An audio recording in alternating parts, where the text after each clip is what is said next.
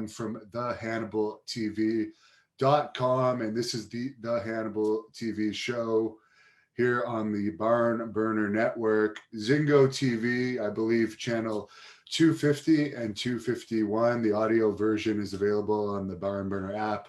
Zingo TV also has an app, which is very easy to download on any app stores. So check it out. It's also on Twitter, on the Barn Burner Network's Twitter account, which is pretty cool. I have the King of Connecticut joining me tonight, Matthew Granahan. He's a former MMA fighter, wrestler, MMA booking agent for former UFC stars such as Stephan Bonner, who is the UFC Hall of Famer. I've interviewed him actually on the Hannibal TV YouTube channel. And Phil Baroni, he represents a lot of famous MMA fighters. While we're waiting for him to pop on, what we're going to do is go into some of the wrestling news of the week.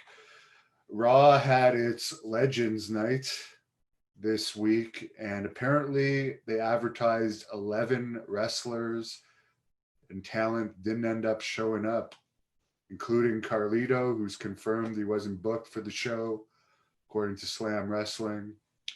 Also advertised but didn't show up were Beth Phoenix, Candice Michelle, Eve Torres, Hillbilly Jim, a great guy who I've interviewed, Ivory, Jacqueline, Kurt Angle, and Michael Hayes. So I don't know why they do that, why they advertise people that don't show up. They only got a 0.68 rating for that Raw Legends Night.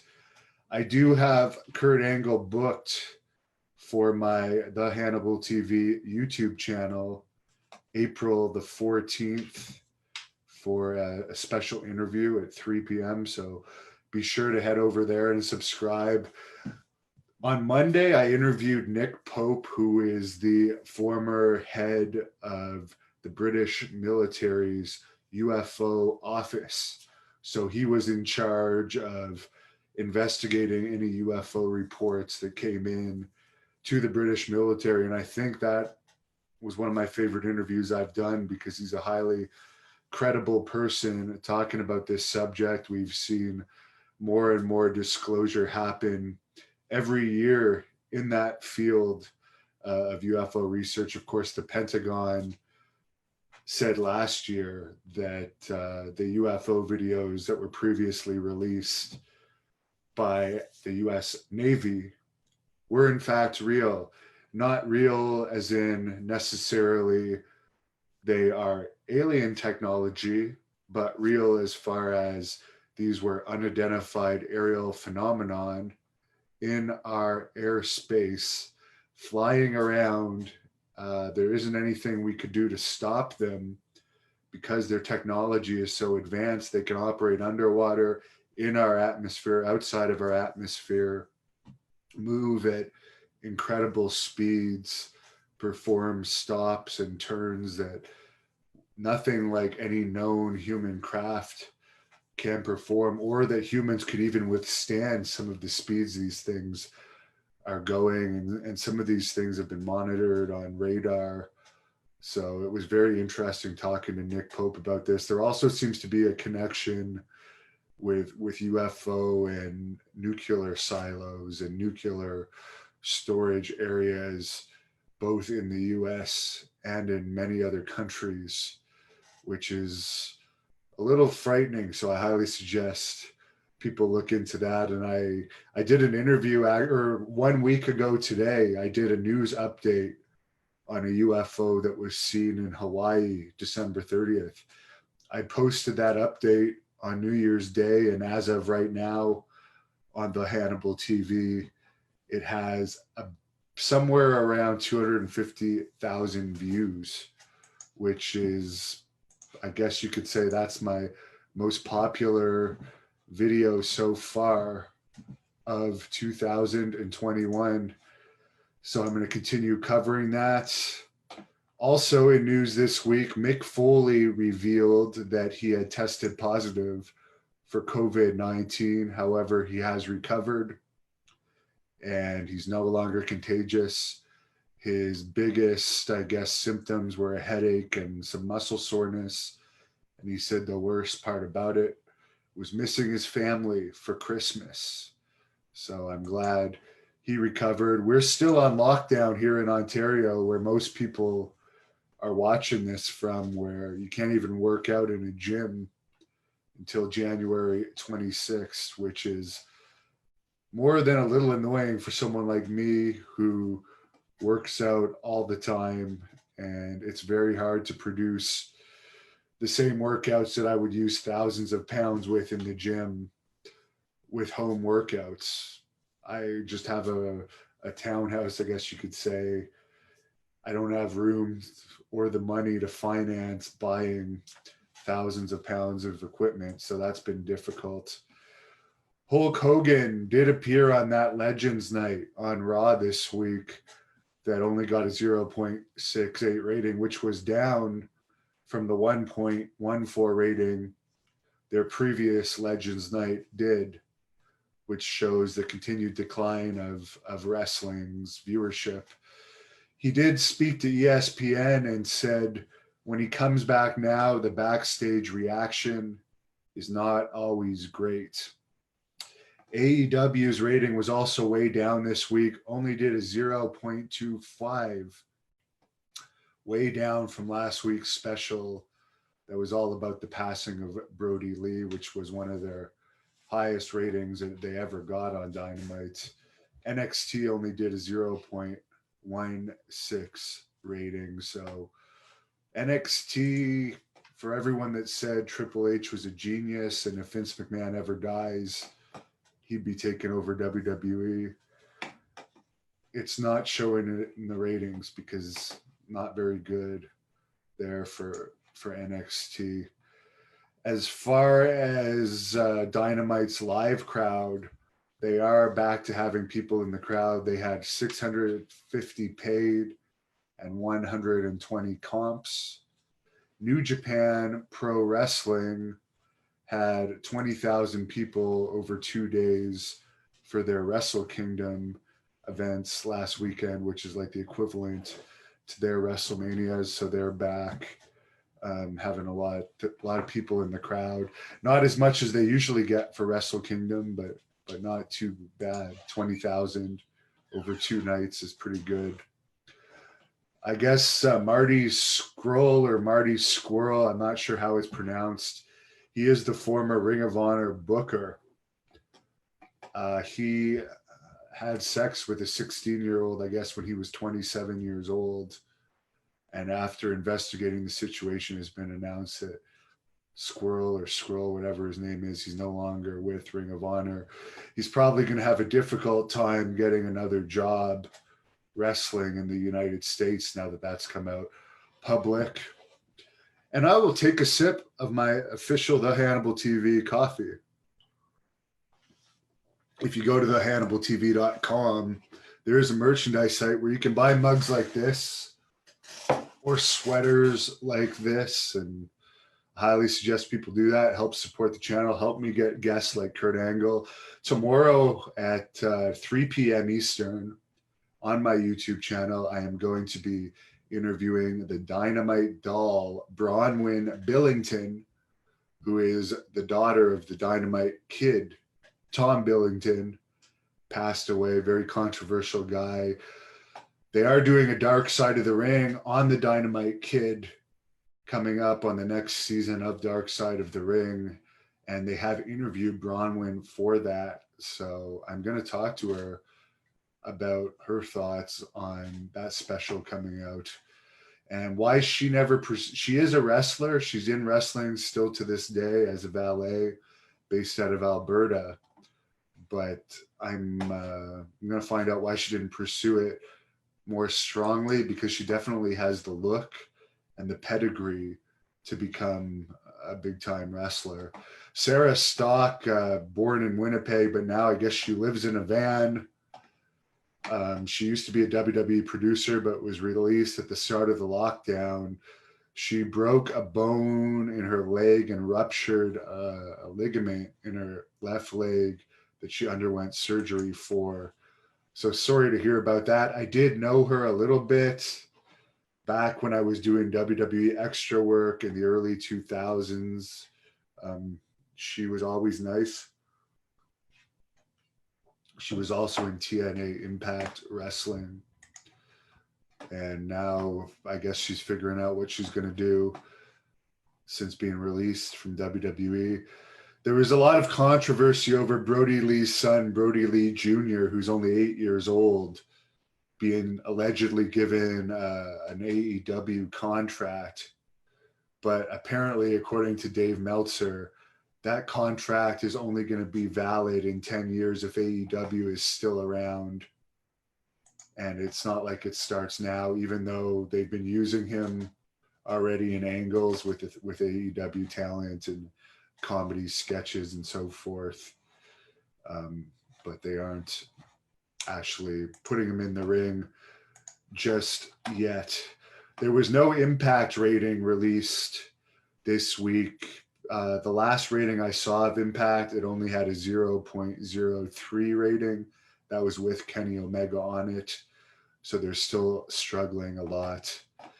In Canadian wrestling news, and this is really sad, in my opinion, a wrestler formerly known as Kurt Lauderdale, who is also known by his real name, Court Lauer, but now he's changed his name officially to Victor Alexander Vanderstorm, has been released after spending less than 15 years in jail for the 2005 killing of a 16-year-old known as Shanna Poissant due to blunt force trauma, according to CBC News and the Toronto Sun.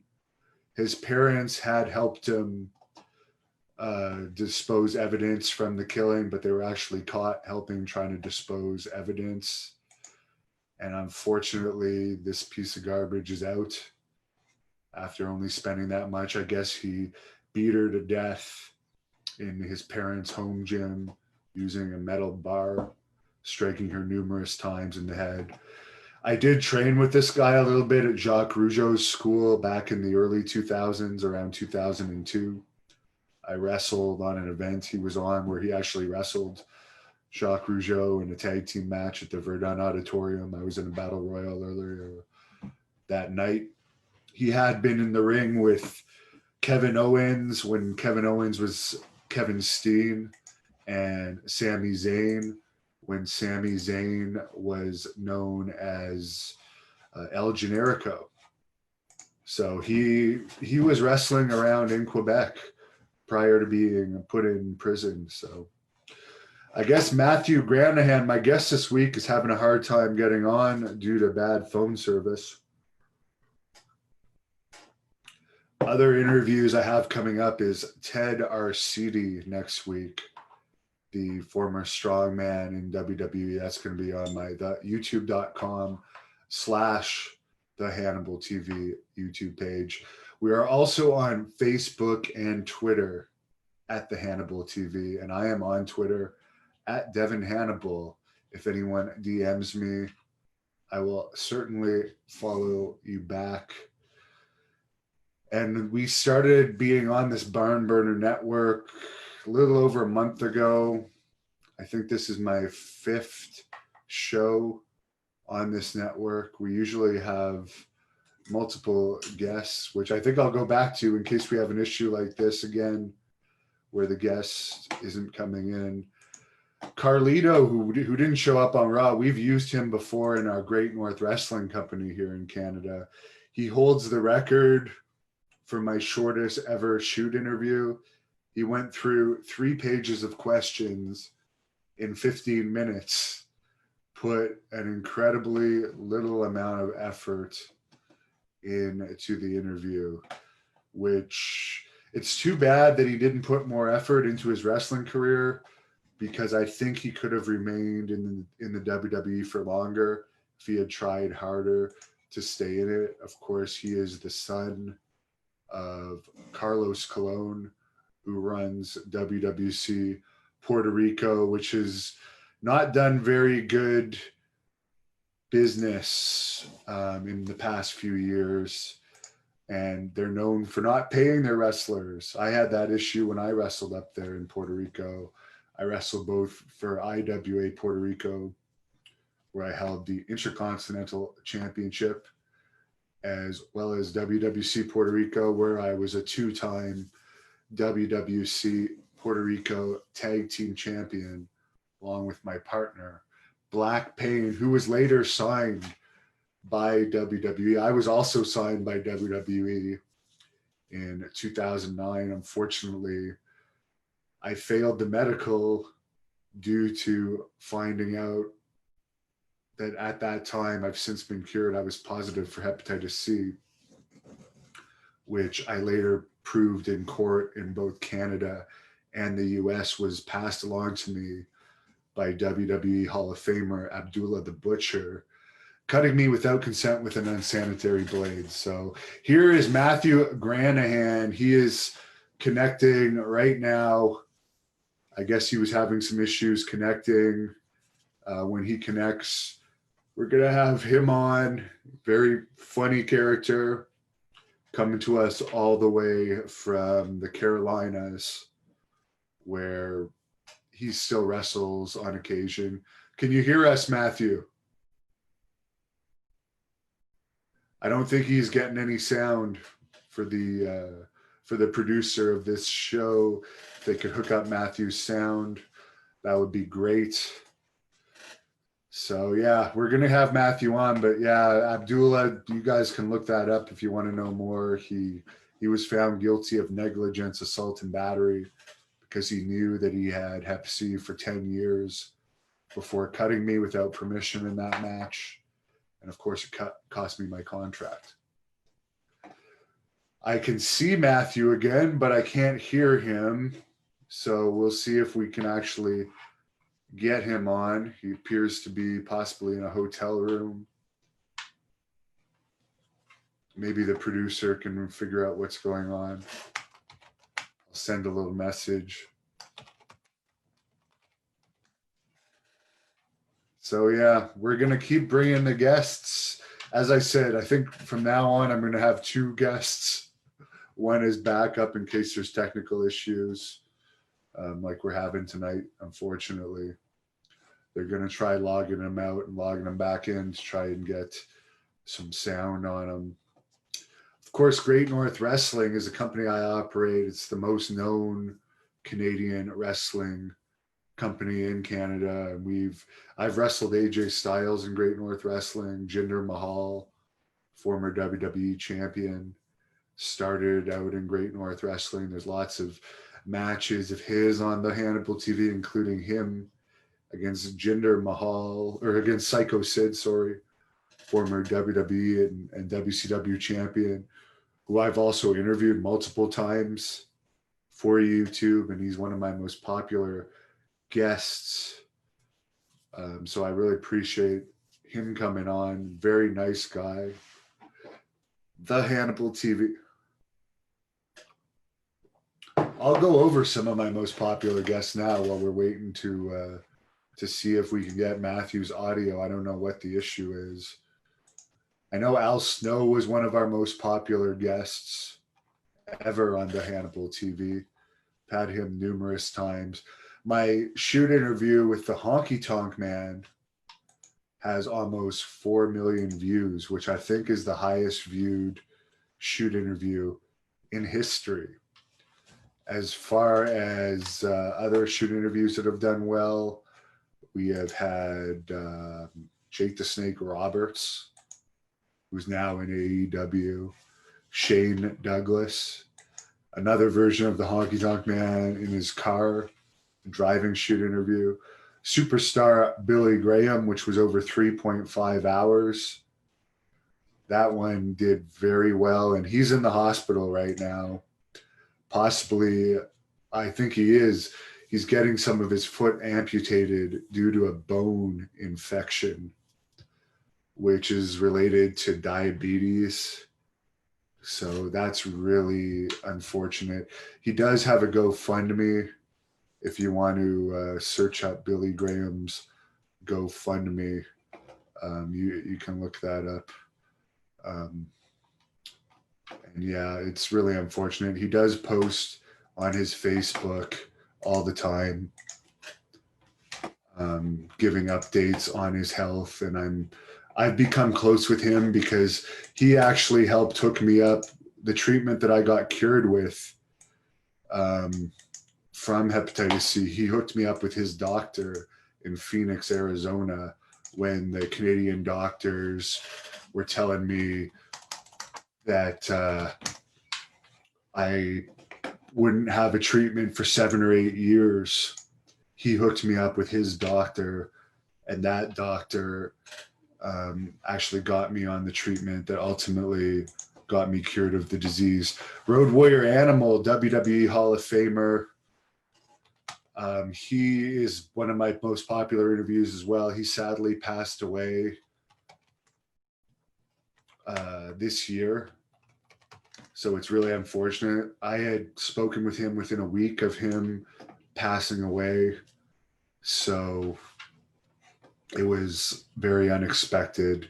We also used him in Great North Wrestling many times over the years. He was a guest referee for one of my matches. I think I got it. Oh, we hear you now, Matthew. Sorry, I couldn't figure it out. I'm sorry I was late too. I was in the highway and there was a really nasty wreck. We're having a really bad rainstorms here, and I couldn't get to the spot so I could get a signal. So sorry about that.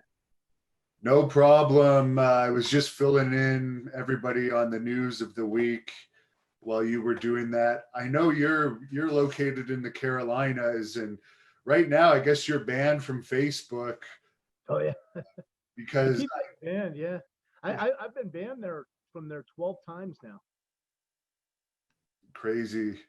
Yeah, and it's just for jokes, and they're jokes that really are mostly sarcastic that no one should take seriously. But the problem is that when you get banned on Facebook, there's no one to go to. I mean, it's just your ban. That's it.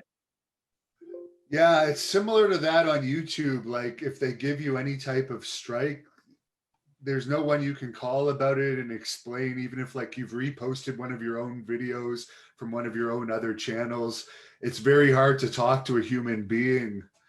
And some of the people that make these decisions, I was once banned for a week from Facebook because somebody came on my page. I didn't even know who this person was, and made an insulting comment, and all I responded back was, say that to my face and see what's going to happen. And they banned me for threatening. Oh yeah, it's so stupid. I was joking with one of my buddies, and I called him a honky cracker, which is like nobody gets offended by that. I mean, it's just a joke, and that was one of the first times I got banned, and I've been banned several times, but it's mostly for just like jokes. I told a joke about Zuckerberg, and it was funny. I got banned by that. It was one of my stand-up jokes. So, I mean, you can't even really do comedy anymore on there. I just really just going to post pictures from now on, and that's it. Now, I know you wanted to say something about everything that's been going on in the U.S. this week. Of course, your views don't necessarily represent mine, but we'll let you get it off your chest. I don't really follow any of that stuff, to be honest, because I'm in Canada and we're on lockdown here, so I got my own issues dealing with that kind of stuff. But we'll let you get off your chest what you want to say. Sure. Yeah, I just want to say, ever since St. Patrick's Day 2020, America has been a crazy place. I mean, we've had our industry completely devastated. So many businesses closed and shut down.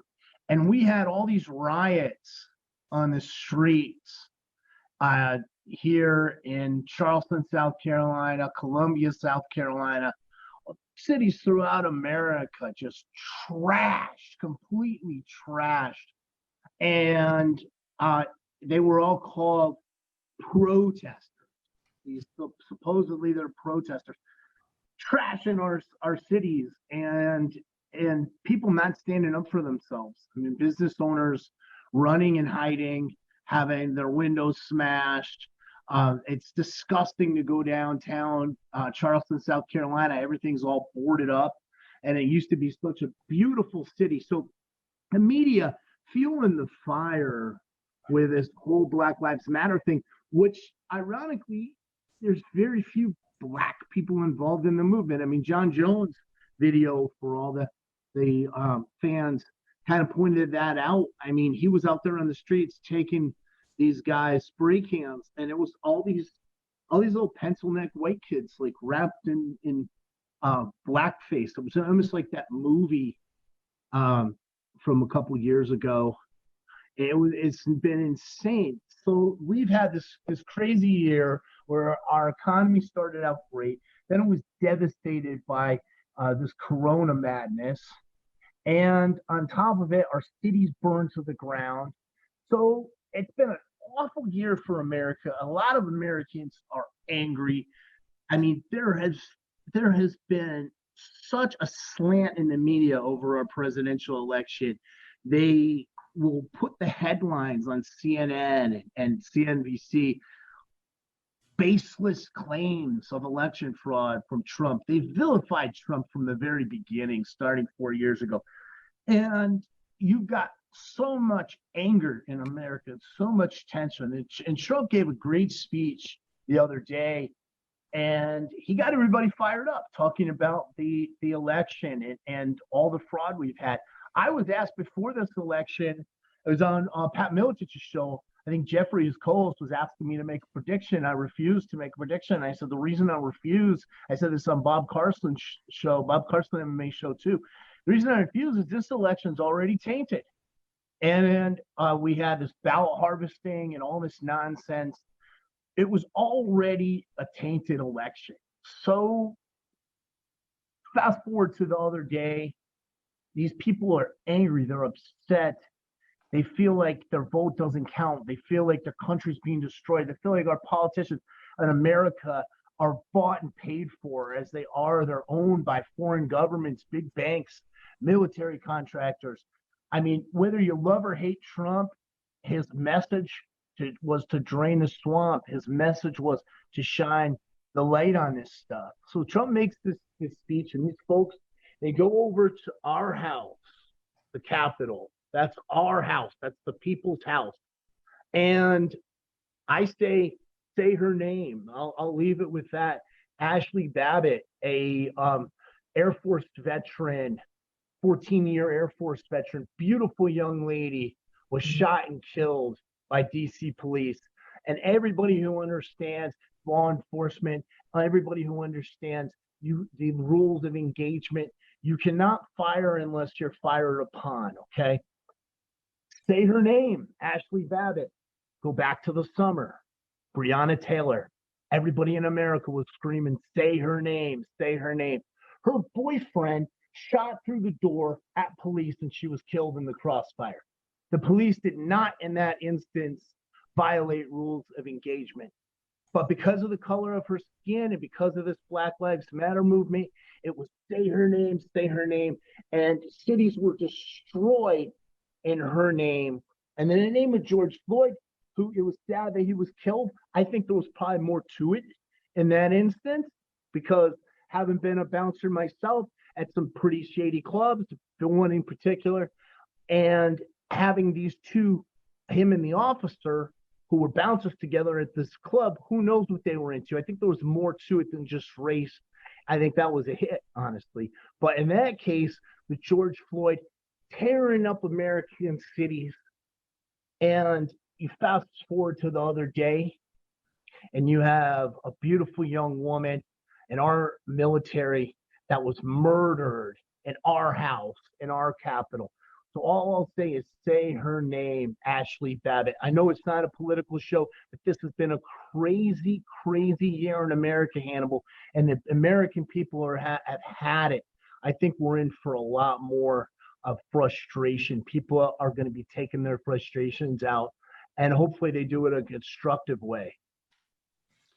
Now you mentioned John Jones. I actually saw that video of him trying to keep control during one of the riots. He's even had people try and rob him that he's had to defend his house.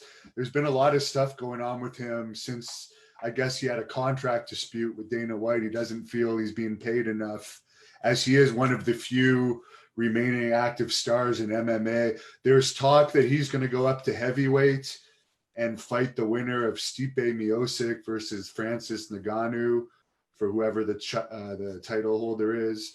What are your thoughts on all of that? Well, John Jones' career's just an amazing career. If you remember, one of his toughest fights early in his career was against my good friend who I managed, the American Psycho Stephan Bonner. And that was a slobber knocker. That was a Pierce Sixer. Anybody who remember who doesn't remember that fight, go back and watch it. Stephan Bonner, John Jones. John Jones, dominant. Bonner took him to the limit, lost a split decision. He's one of the very few. He came the closest to anybody. Didn't Bonner take that on short notice too? Just to step in for a second, he took that fight on short notice too. He did. Bonner took that fight last minute on short notice and did very well. It was a split decision, but John Jones, I mean, I always say this, I always invoke Babe Ruth, because Babe Ruth used to go to practice straight from the bars to batting practice. I mean, I see people who fight in a cage, I haven't done it myself. You're not running for political office when you're fighting in a cage. You don't have to be a choir boy. I mean, a lot of these guys like John Jones, I mean, people who fight in a cage are crazy. I mean, they live crazy lives, and they shouldn't be looked at under this crazy microscope. I mean, it's like the whole thing with Brody Lee, the wrestler who died, and Disco Inferno, and these guys I see demanding to know like how he died. I think what we need to do is we need to take a step back, and we need to all mind our own business. And I think with John Jones, I mean, yeah, he got into some stuff, but I mean, I can tell you about a lot of guys, a lot of fighters that I'm friends with, that I know that do a lot more crazy stuff. I mean, fighters are crazy. And I think John Jones, one of the best ever to do it, but I think it's unfortunate that he's been unable to fight because of a lot of this personal garbage for so long. Yeah, speaking of crazy, it came out in the news that Irwin Rivera, 31, who is a UFC bantamweight fighter, has been arrested and charged with 2 counts of attempted murder from an incident that happened January 7th, where he supposedly stabbed his 2 sisters. He's been suspended, but that goes to show you the mentality of some of these guys. I heard George St. Pierre say it once. Some people fight because they like the sport or they like training, but there's others that fight just because this is where you could legally beat the crap out of someone and not have to go to jail for it. Exactly. I mean, shit. I mean, geez, we could talk about John Copenhaver, who I knew well, War Machine. I mean, he was big time in the press, beating his girlfriend's man to near death, and beating her to near death, and she was the famous adult star Christy Mack. So, like you say, these aren't choir boys. They never been choir boys. And it's disturbing. I'm getting a call here from Colin Crandall. Do you remember? Oh yeah, put him on speaker. He's going to be part of the MMA Power Hour. He's part of the MMA Power Hour. Am I able to, if I answer this call, will he come on? Yeah. Go ahead. Let's see if it works. Oh, maybe not. But yeah, the MMA Power Hour, I've just picked them up for the Hannibal TV. They're now going to be airing weekly on the Hannibal TV. They are an MMA news shows where they interview top fighters. I guess that did cause Matthew to get disconnected, but I thought it was useful to plug the MMA Power Hour is going to be part of the Hannibal TV, where I've interviewed guys like Ken Shamrock, Tank Abbott multiple times, Boss Rutan, uh, Roy Nelson, the country boy, Big Country. So many MMA fighters. I'm still new to MMA, so I'm not an expert on it. I've trained in it for about 12 years off and on, but I'm not an expert on actually the product. However, this is why I'm getting the experts like the MMA Power Hour guys on my channel. I guess that didn't work, Matthew. No, I think it's because he was calling me on my regular phone. I just talked to him, and we weren't sure if you could hear us. He wasn't calling me on Zoom. He was just calling me on the phone. So I think it didn't connect. I wasn't sure because I'm not too familiar with Zoom. But Colin, that's a guy that's just the fountain of information on MMA. Yeah, I was just saying while you were off, starting this week, that MMA Power Hour is going to be airing weekly on the Hannibal TV for the immediate future. And if it goes well, it's going to be a permanent thing. And maybe you could tell people a little bit about the MMA Power Hour. They've had you on several times to comment, but they've had some big guests on that channel. I mean, the thing is, they're actual certified media with the UFC. So they go to all the UFC events, and they're at the press conferences, asking questions of the fighters at all the post-fight press conferences. They're interviewing fighters there at the shows. So they're pretty big. They're a pretty big deal. Colin Crandall is, I mentioned, I mean, he's a fountain of information, such a wealth of information. Now, Colin, I've known for quite a while, and he wanted me to come on the show to talk more about the old days in MMA history, and grappling history, and BJJ and catch wrestling history, and the old days. But I don't follow the UFC closely today, so I don't have that intricate knowledge he has today. Most of my friends, pretty much all of my friends, are out of it. There's some younger guys like Scott Dance, who's phenomenal grappler, who we certify. Kamal and I certify with our fighting and grappling system. He's great. We got some young guys like him out there, but for the most part, everybody that I know is out of the game, and a lot of guys getting into pro wrestling, which I love and been involved with for a long time. But I don't have the intimate knowledge that Colin has about what's going on now. He's a tremendous at picking fights, picking winners of fights. He knows the biographies of all these guys. He's phenomenal. I think he's better than any of the guys you see, the talking heads on Fox or ESPN. Yeah, and certainly he's better than that Ariel Hawani from Canada. I can't stand that pencil neck dork. He's such a geek. Yeah, he's such a geek. Now, I actually just read that UFC is making their debut, I think, on NBC for the first time ever. ABC on January the 16th. It's an unusual time for the UFC to debut on a big network like ABC, because I've been following their ratings, and their ratings are actually very low, even lower than pro wrestling's. Yes, they're more popular when there's a Conor McGregor fight or a John Jones fight. They'll kill them in pay-per-view numbers, but for TV ratings, for their cards where it's lower name fighters, they generally aren't that good. So it's an interesting time for ABC to pick them up. Yeah, I think they made a big mistake. I think they became oversaturated.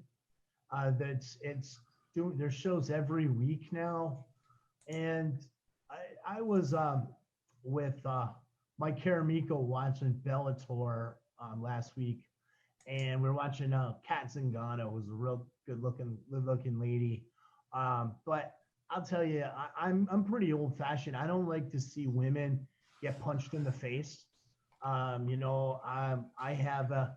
have a beautiful daughter, and beautiful woman, beautiful girlfriend, and it just kind of makes me sick to see women get punched in the face. I'm kind of a hypocrite in that regard. I know Bonner agrees with me about this. We talked about it when we were calling the fights, told the promoter, as far as we were helping him book fights, just don't like seeing that. I like women grappling, like when I hosted the Miami Vice Grip Grappling Festival, but it's just, it just kind of makes me sick to see pretty girls get punched in the face. And I think they've gone way too deep with the women's division, which is ironic because Dana White, he said years ago he was never going to do a women's division. And I think they've become oversaturated.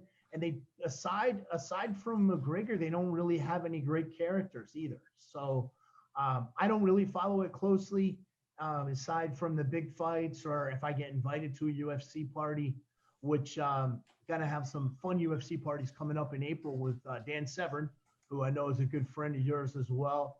We Yes. got a couple fun ones coming up. We got a backyard barbecue coming up in Columbia, South Carolina, followed by a man cave event in Charlotte, North Carolina in April. So once I'm able to be on Facebook, I'll start posting about those again. I'm gonna be a good boy on Facebook and just promote stuff and post pictures, because you can't joke around anymore with people. No, and speaking of backyard barbecues, I saw Dan Severan's backyard kitchen from his house in Arizona. He posted that a couple days ago. And what a beautiful spot he has there. I'm supposed to go and do like a video of him in Arizona this year, go into his old wrestling room and some of the key places in Arizona. So I'm hoping that he's going to cook me up a steak or something. Yeah, that's awesome, man. And I want to get to his island in Michigan too. Not this time of year, but come this summer, I want to get out there. I told him I'm going to take a ride out there over the summer and check out this island he has. Now, I know you don't like women's MMA, but my favorite MMA fighter, and I might pronounce her name wrong right now, is this Valerie Loretta. Oh my God, is she ever breathtaking? And she's just destroying her opponents lately. Have you seen her? I haven't seen her yet. I'm gonna have to check her out. And I say I'm kind of a hypocrite in that regard, because I coached and cornered women in MMA from Capo MMA and from Main Event, and I had some really good looking ones. Ashton Bloom was a real attractive girl, and everybody knows the Crazian, Andy Wynn. So I'm kind of a hypocrite a little bit in that regard, but it's just something I don't like to see. I mean, I'd rather see them oil wrestling. The one thing that I don't like to see in pro wrestling is the intergender matches where the men are hitting females with punches in the face. I don't like that for two reasons. One, because it just looks so phony. And two, because it's showing that it's okay for a man to hit a woman in the face with no penalty. Because we all know, okay, if it's Ronda Rousey that you're doing that to, okay, she can probably defend herself fairly well. But your average female out there, they should not be promoting male against female violence. I could understand if it's just wrestling and kind of like there's no actual striking of the females, but I don't think it sets a good example, especially for younger people watching.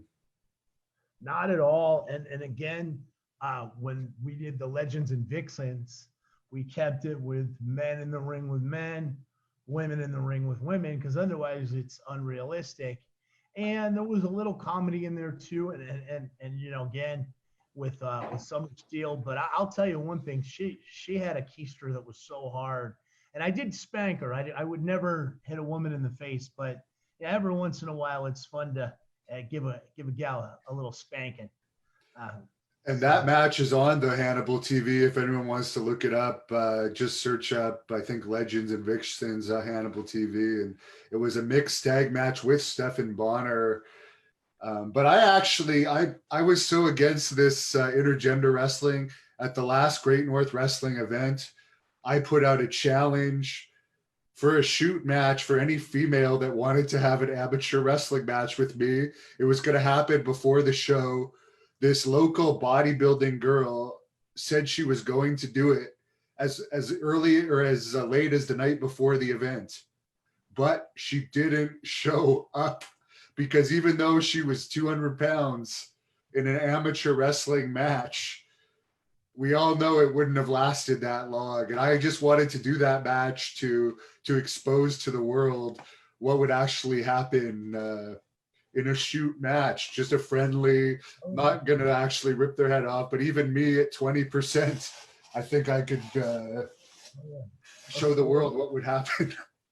Of course. I mean, it's so unrealistic, but that's such a horrible example. I mean, I have nothing against women's wrestling programs, and women amateur wrestling. My daughter did youth wrestling and a little bit of grappling until she got more into being a girl, being a woman, but she was really good, but she wasn't going to beat the boys. But it set such a bad example, but there's so much unrealistic now about pro wrestling. We said last time when I was on there, I mean, they've got to get back to the realism of it. And I think the challenges that you said is perfect. And I think what we need to do is we need to call some of these fans out. Danny Hodge, who passed away recently, I was honored to be able to give a tribute to him. He actually was good friends with one of my old mentors and coaches, Billy Wicks. They went at it pretty hard and told some stories, heard stories from both of those guys. And he was a legend. I mean, I feel the best ever in collegiate wrestling in America. But they both used to stretch fans. And that's something that, was a thing in pro wrestling. And I think we need to bring it back. Let the fans sign a waiver and pay them for how many minutes, they can stay in the ring without getting pinned or submitted. I think we need to do that. I did that at a Beer Babes and Brawls event with a kid, Shane Lee, that I had coached that was wrestling at the Citadel. And he lasted for quite a while with me, even with the weight disadvantage. But he was a D1 wrestler, at the time. I think that's what we need to do as wrestlers in pro wrestling to bring the credibility back to the sport.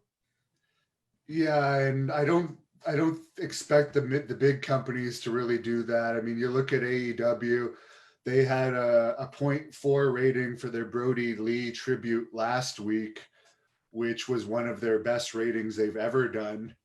But unfortunately, there was no kayfabe on that.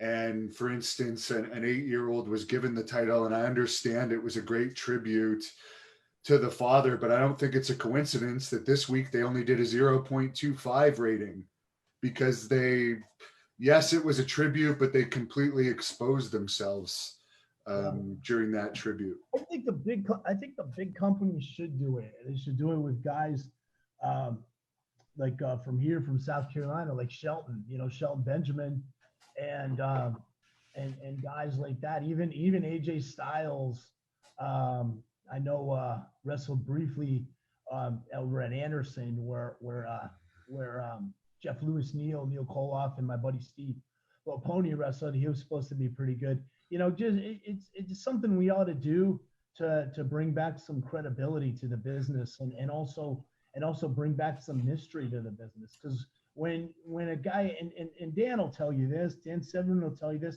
when you get a guy in the ring who doubts pro wrestling and he gets stretched and he leaves that ring and he tells his friends, and that's always been how they kept credibility in the business, even with work matches. They certainly need to bring some credibility back if they want it to get popular, but I don't expect that out of the big companies.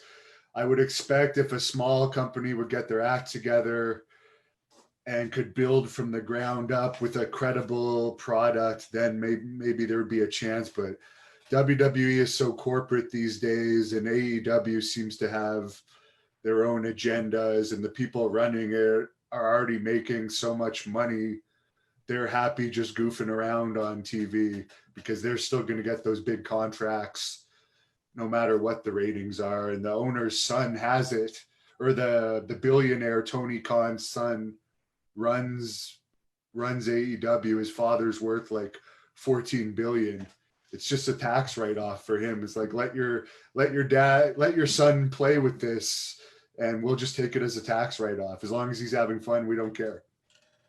Yeah, it's too bad. I mean, you got to go in the opposite direction of what everybody else is doing, like I said too, and also making it fun and politically incorrect. And it's a pleasure to be on. I wanted to apologize for the delay. I was stuck in traffic for over an hour in a really bad spot. But it's always a pleasure to come on the show. And I saw you're going to have Kurt Angle on. That's pretty awesome. Yeah, April the 14th. He's a busy guy, so we had to schedule it out, but I am looking forward to that. One other thing I wanted to ask you about as an American, I talked about this earlier, that the Parole Board of Canada has released former wrestler Kurt Lauder, who committed a horrendous murder, hitting a 16-year-old over the head with blunt force with a weight bar numerous times until she died. And his parents tried to help him dispose of the evidence after. He spent 14 years in jail, changed his name to Victor Vanderstorm while in there, but the Canadian Parole Board has already released him. Disgusting. That's disgusting. I mean, violent criminals, that's who should be in prison. That's sickening. And I bet you've got a lot of people in prison for an extended period of time in Canada for a lot less. I mean, that's disgusting. Yeah, that would be a match I would like to have, actually, against that character inside of a cage. Yeah. Call him out. Call him out. And I think you should call Jake Paul out. Stretch that guy. He's huge. Yeah, I don't think I'm big enough to be on Jake Paul's radar, but you know what? I have to give it to Jake Paul. He's, I think, the best promo in combat sports right now, minus the language. I think he uses too much colorful language, but if he could cut that out, I think he's the number one heel right now in wrestling, MMA, boxing, whatever you want to call it. He's got himself over. He's money for sure. Absolutely. And he's doing it right. I don't like that language either. I mean, I joke a lot about Joe Rogan, and call him Joe Rogan and stuff, but I like Rogan, but it's like Rogan too. He has to swear so much. And I think you can get your message across without constant profanity, And it shuts off the kids, because if you have the parents that are religious, or my parents, for instance, were very strict, they wouldn't have allowed me to watch someone who used that kind of language in promos. So you're like blocking out a portion of people that can be watching you. Yes, he has more people watching him than anyone else, so he's still doing great. But you can get your point across without swearing so much or being like so rude. Hey, why not instead say that you're a paragon of pugilistic punditry, a pernicious purveyor of preposterous pomposity, manipulating the minuscule minds of the masses of miscreants, and raise your game a little bit. Well, we got a minute left here. I just got the notification. So we are on The Hannibal TV on Twitter, Facebook, and Instagram. I'm on Twitter, Devin Hannibal. And this is the Barn Burner Network. This app and the Zingo TV app you can download from any app stores. Matthew, I know you're banned from Facebook right now, but where can people follow you? Well, Facebook is Matthew J. Granahan, Granahan. I'll be back on there soon. And Instagram is king.of.connecticut. Excellent. Well, fans, thanks for joining us. I'm sure we're going to have Matthew on again, and follow us. All of our links are at thehannibaltv.com. Thank you for watching The Hannibal TV. Please like this video if you enjoyed it, and click the subscribe button to not miss any of our latest shoot interviews, match videos, or news updates. Support us on patreon.com for $1.99 a month to watch our full shoot interviews ad-free and help our channel grow. Follow us on Twitter at the Hannibal TV for instant updates.